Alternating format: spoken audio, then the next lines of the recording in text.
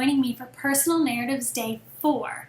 So far, we've learned that a personal narrative is a true story where you are the main character. And we've also practiced 2 different strategies to help us brainstorm ideas for personal narratives. Do you remember what they are? Let's see if you can say them with me. We can do memories of someone special or a time we felt a really strong emotion. And those are 2 really great ways to come up with ideas.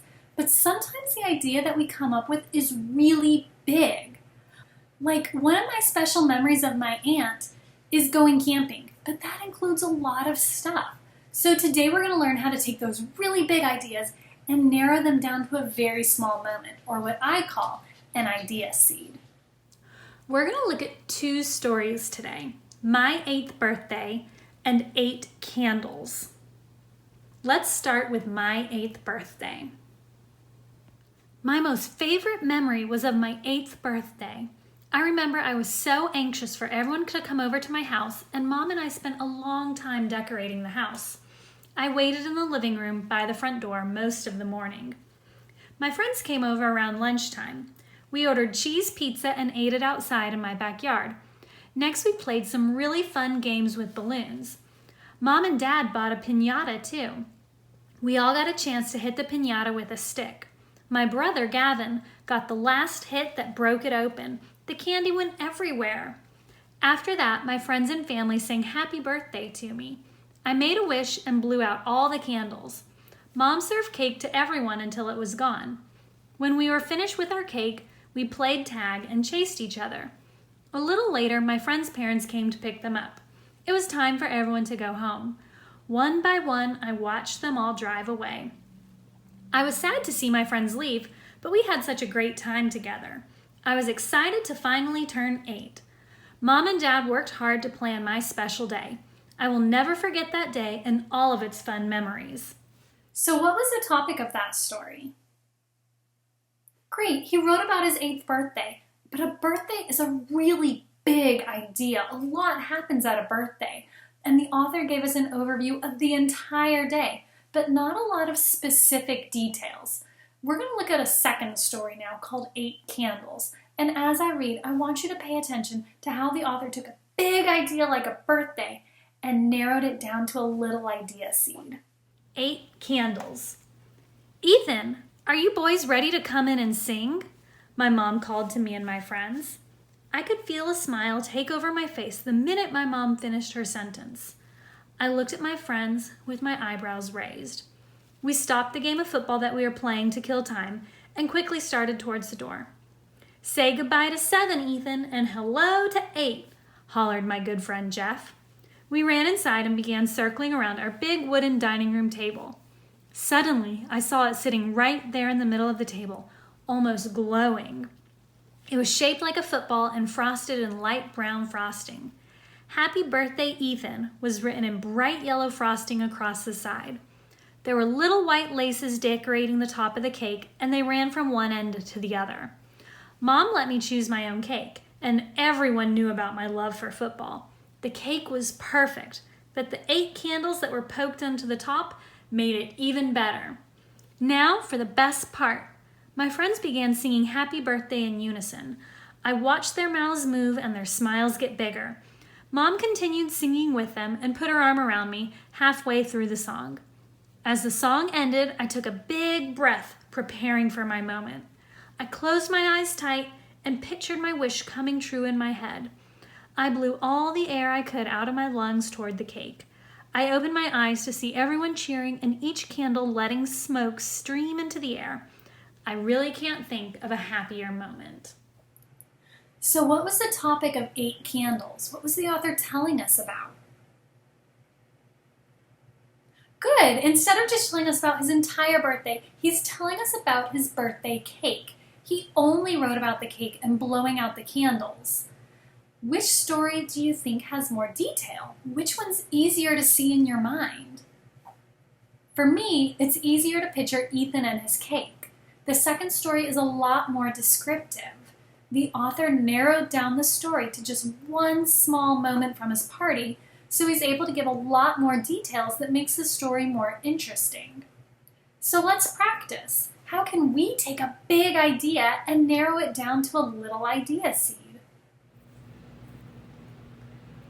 Okay, so when we are trying to take our big idea and narrow it down to an idea seed, that way we can write a seed story. A seed story focuses on just one small moment in time. Good. So just like we saw in our two stories, My 8th Birthday and 8 Candles, they were able to take a really big idea, a birthday, and narrow it down to a small moment in time, just when Ethan is blowing out the candles on his cake. So when I'm doing this, I might think of a story that I could write about.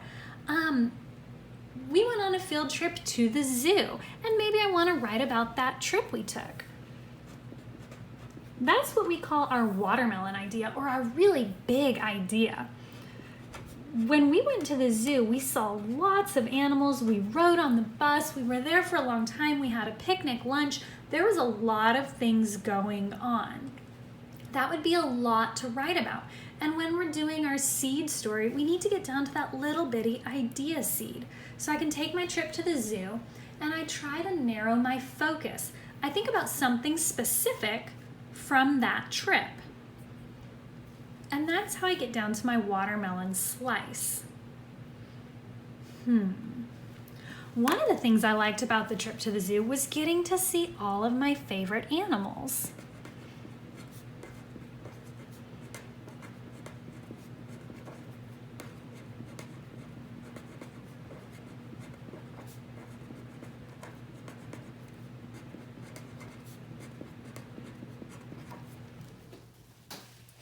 So I have my big idea was a trip to the zoo.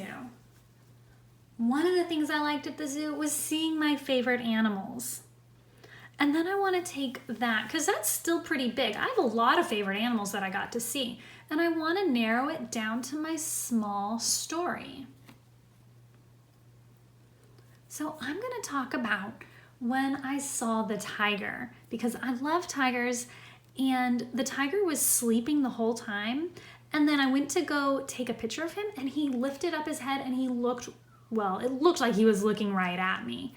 So that was really special, and I think that would be a fun story to write about, and that's a really small moment in time.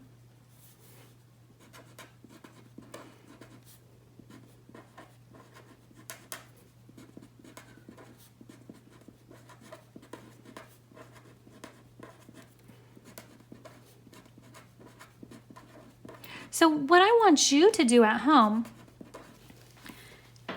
is to take a big idea. What is something that you could write about? You could use some of your ideas from yesterday or the day before, and take that big idea, narrow it down a little bit more specifically, and then pick something really small from it. So you're going from your watermelon to your slice, down to that little idea seed, just a small moment in time.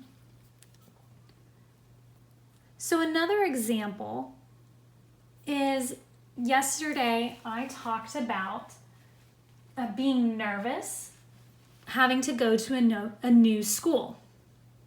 Well, I've been to lots of new schools, so going to a new school might be my big idea.